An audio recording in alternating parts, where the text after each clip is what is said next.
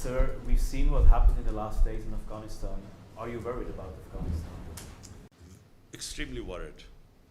The reason is that what we hoped was a political settlement would take place. The political settlement is looking difficult right now. And it's looking difficult right now because the Taliban are refusing, and we tried. I tried to persuade the Taliban. This is months back, 3 or 4 months back.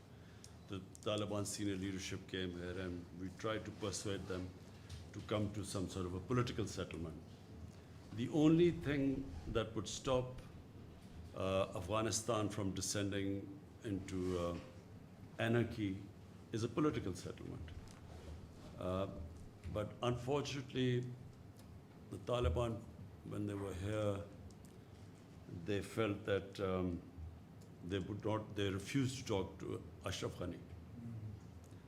Their condition is that as long as Ashraf Ghani is there, we are not going to talk to the Afghan government.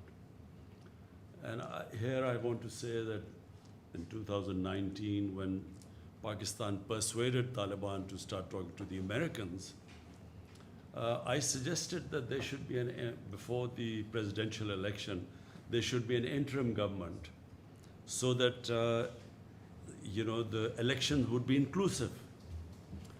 But unfortunately, the Afghan government was very critical about this remark about there being an interim setup. And they went ahead with the elections, and President Ghani got elected. Now, once President Ghani got elected and the Taliban got excluded, it was always going to be a problem from then onwards, because Ashraf Ghani insisted that the Taliban should talk to him. The Taliban did not recognize him, they didn't recognize the elections, and they would refuse to talk to him. So that's where the problem started. And that problem still is there.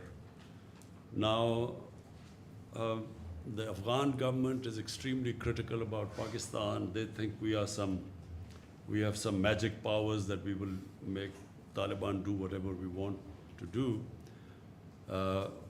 They don't realize that that the Taliban, the moment the Americans started drawing down their troops, and especially when they gave an exit, from then onwards, our leverage on Taliban was minuscule, diminished, because the Taliban thought they had won the war. They had won the war by not losing to the Americans. And in their mind that once the Americans left, then, then they had won. So to try and persuade them when time was given for exiting Afghanistan by Americans, it became extremely difficult to try and persuade them.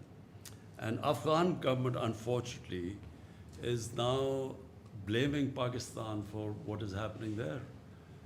They somehow think that Pakistan has supernatural powers. We are a superpower plus, which can, which has such power that 70,000 Taliban can take on 300,000 Afghan government troops with aircrafts and with modern weapons, and somehow, we have that power to make them win.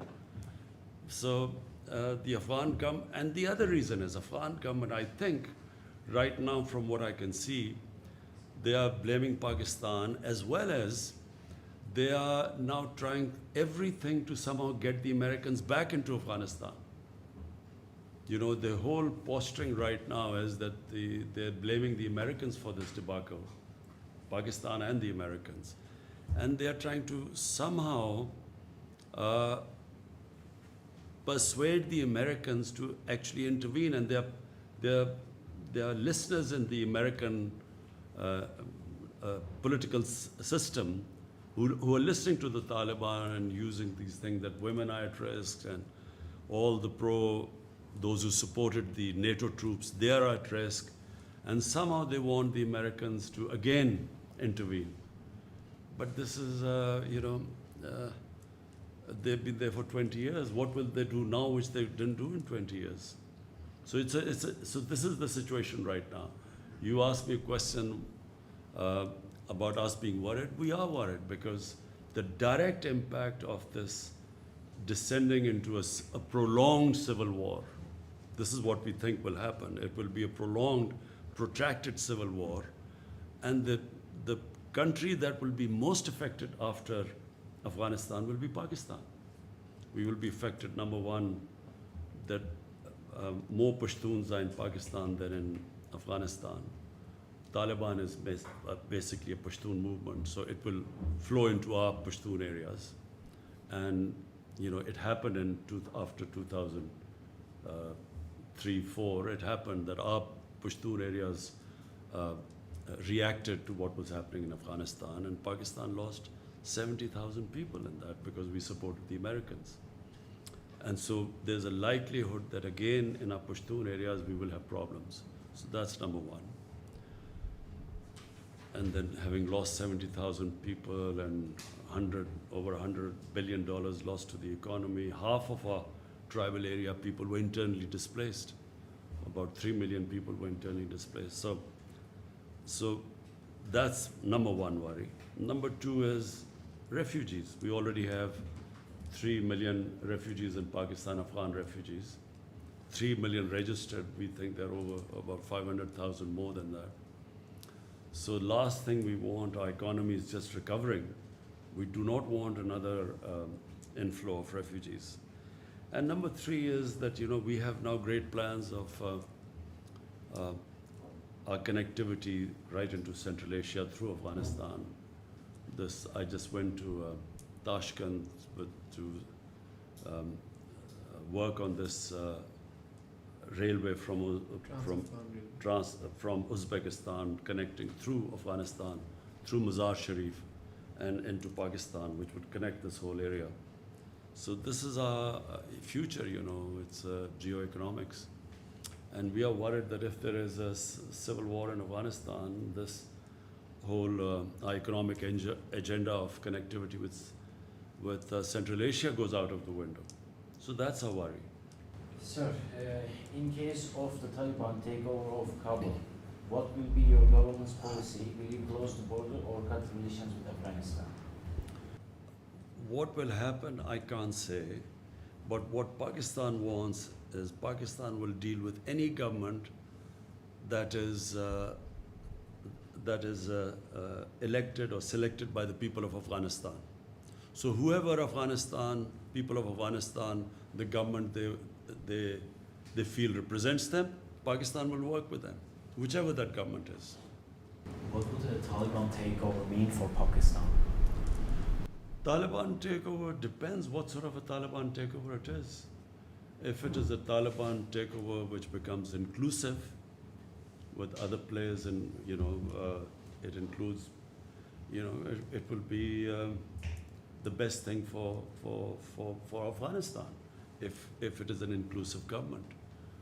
But if it is, exclusive government with fighting going all over Afghanistan, we believe that if the Taliban try and form an exclusive government through military takeover, this will mean a protracted civil war.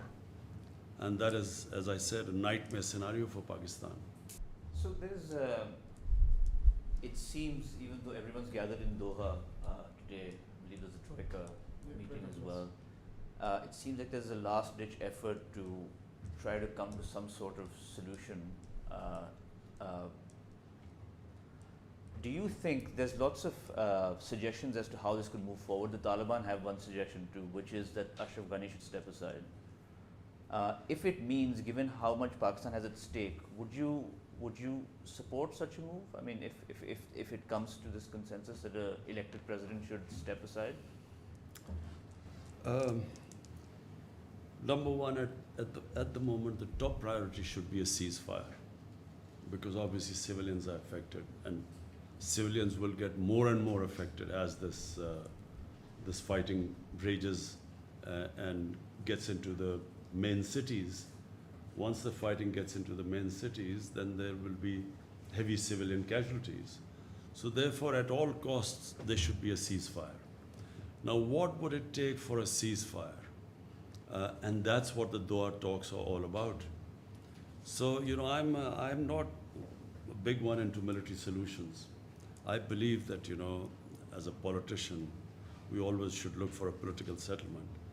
Now, let's hope that there is there is some sort of a political settlement, but that will only happen if Taliban realize that they cannot take over the whole of Afghanistan through military means, and the government side realizes that they do have to give to come to this ceasefire. So they will also have to make compromises. So that's really what these talks are all about. Can they meet on a middle ground? Now, whatever that middle ground is, I guess the talks will decide. So do you think influence of Pakistan's influence of Taliban has been decreased compared to 1990s? What do you think about that? Let me remind you that, Pakistan was the three governments that recognized the Taliban government in 2001, before the Americans toppled the Taliban government. And probably Pakistan was the most influential government. Despite that, when Pakistan wanted, on behest of the Americans, for Taliban to hand over Osama bin Laden to the Americans, the Taliban refused. So even then, the influence of Pakistan was not all-encompassing. But let me just say one thing. As a student of history, and especially of Afghan history, anyone who thinks that Afghanistan can be controlled from outside does not understand the character of the Afghan people. Throughout their history, they have never accepted outside control. Take the three of the British-Afghan wars, which happened. There were three. Then the Russians.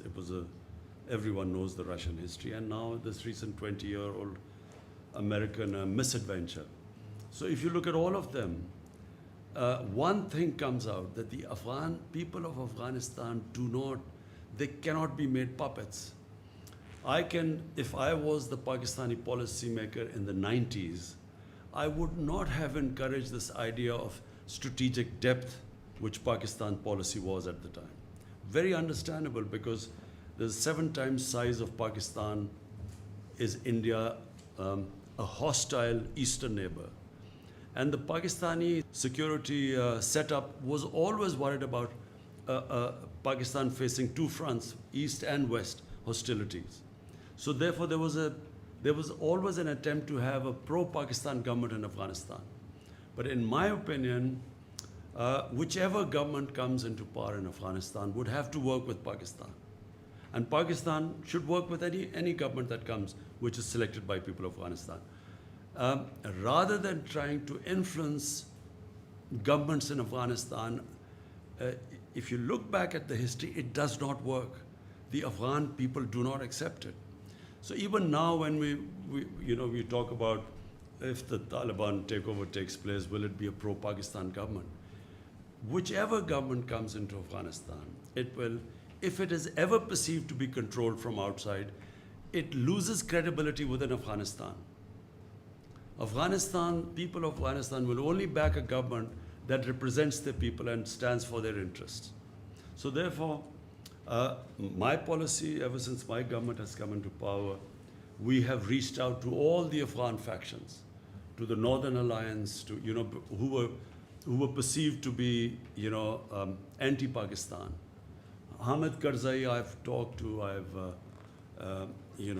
Abdullah I invited. I talked to them. All of them we try to convince that, look, we now have no favorites in Afghanistan. Whichever government comes into power, Pakistan will work with them. There's often the view, we talked about this week, the view in the West and also in Afghanistan, that once the Taliban take over in Afghanistan, Pakistan would have achieved its final goal. Is that a misconception? You see, again I repeat, if the Taliban take over, because Afghanistan is ethnically divided population. Pashtun are only about 45% of the population. Then there are Tajiks, then there are Hazara, Uzbeks. So it's a Afghanistan, the reason it has been a decentralized government is because of the different population mix. So therefore, if one population tries to impose itself on the rest, one ethnic group, there will be a constant what's the word, unrest in Afghanistan. And that is not what Pakistan wants, which is why we want an exclusive government. Because if there is unrest, Pakistan will be affected because, as I said, we have a larger Pashtun population here than in Afghanistan. And Pashtun are probably the most xenophobic people on earth. They fight each other normally, but when there is an outside thing, they all get together. And so it affects, so Pakistan got sucked into Afghanistan after 2001 when we, when we sided with the American supposedly war on terror, but this converted into something else. And we had a civil war in our tribal areas. And that was the main reason. We had two reasons why Pakistan lost 70,000 people by joining the Americans. Number one, the old jihadi organizations which were created to fight jihad against the Soviets, they all turned against Pakistan because Pakistan suddenly was telling them that against Soviet occupation it was jihad, but against American occupation it's terrorism. So they turned against Pakistan. And then second was in the tribal areas, there was literally a civil war against Pakistan because we were pro-American. Basically all the sympathies were with Pashtuns, not Taliban, with the Pashtuns. And they turned against there was as I said, half the population was internally displaced of the tribal areas, which still is recovering from the devastation. Hence, it's in Pakistan's interest that there is a political settlement and all factions come, a government that represents everyone. Reportedly, U.S. fighter jets are coming from Qatar to Afghanistan through Pakistan's airspace. So is it true? And is there any agreement with the United States? We have made it very clear that Pakistan is not, first of all, our soil will not be used to be, so that we get again embroiled in an Afghanistan civil war. So we do not want any bases in Pakistan. We don't want our soil to be used for attacks into Afghanistan. And as far as I know, that after 31st, the Americans are going to stop all sorts of even air attacks on Afghanistan. One last question. So the two main players in Afghanistan in this solution are the United States and Pakistan. The heads of the two governments have not spoken yet. I want to know the state of relations between your government and President Joe Biden's government on Afghanistan, and moving forward, do you think that Pakistan is going to be scapegoated? And what is Pakistan's strategy when it says we have other options? The NSA has also said expanded. Let me say three things. Number one, Pakistan has already been being made a scapegoat by Afghan government. And the Afghan government is doing so because it is taking, it is blaming Pakistan for all the misgovernments and the kleptocratic government that Afghanistan has been. I mean, clearly 70,000 of Taliban should not be sort of dominating a 300,000 well-equipped with air cover Afghan, unless the population is helping the Taliban. It cannot happen otherwise. So rather than looking at the reasons why they have not been able to provide the governance that was required for winning over the population, and secondly, the whole hasty way that the Americans have certainly left. The Americans, if you wanted a political settlement, common sense is that you do the political settlement from a position of strength. So when you have 150,000 NATO troops there, that was the time to do a political settlement. People like me were all the time saying that, there's no military solutions to do a political settlement. I was called anti-American. I was called Taliban Khan because of that. And people like us were sort of sidelined for even talking about a political settlement. So having not done a political settlement from a position of strength, now blaming Pakistan when you have, when there's no leverage left, when the Taliban think they're winning, for the Afghan government, mind you, first time I'm seeing that the Afghan government are now blaming the Americans the way they exited. So they too are now blaming the Americans. So finally, and the other thing about, I keep having the President Biden hasn't called me. Well, it's his option if he wants to call or not. It is business if he thinks it's necessary or not. I mean, not that I am waiting for any phone call. It's his prerogative. There's a friends are visiting from Delhi, so I just thought maybe we can have a difference of strategy in Delhi and Pakistan on Corona also. The way we fought is totally different. Can I ask Yeah. one last Oh. question towards Afghanistan? You're a close ally to China. What would you see the future role of China in Afghanistan? I think the answer to your question also is that I think that the Americans have decided that India is a strategic partner now. And I think that's why there's a different way of treating Pakistan now. And also they feel that we're very close to China and then they want to sideline China. So I think in the broader strategic policy of the US, I think that's what is reflected in the way they've dealt with Pakistan. Pakistan is just considered only to be useful in the context of somehow settling this mess which has been left behind after 20 years of trying to find a military solution when there was not one. I feel that China is an emerging superpower, and China is, for us, for Pakistan, it's very important because China has helped us in a very difficult time. So we are obviously grateful to China the way they've helped us. But it's not an exclusive thing. Even CPEC for us is we've invited all the countries, Europeans, any country can join us in this. Pakistan's main concern now is economics. Our real concentration is now to lift, we have 220 million people. My main job is to look at their well-being, lift people out of poverty.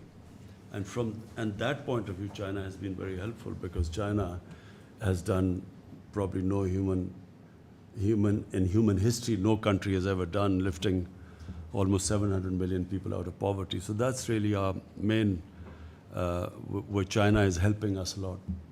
Will China have a role in Afghanistan? China is a neighbor. Obviously China will have a role in the rebuilding of Afghanistan. Yes, I think so. Sir, can I have just one last question? Turkish President Recep Tayyip Erdogan has proposed to involve Pakistan and Hungary to protect and run Kabul's international airport following the withdrawal of other NATO-led foreign troops. So far, no clear response has come from Pakistan. What is the Pakistan position to safeguarding the Kabul airport? I've just had a meeting with Turkey's defense minister, and we will be trying. The best thing is for Turkey and the Taliban to have a face-to-face dialogue, so both can talk about the reason why that Kabul airport has to be secured. And so we will be talking to the Taliban to use our influence for them to have a face-to-face talk with Turkey.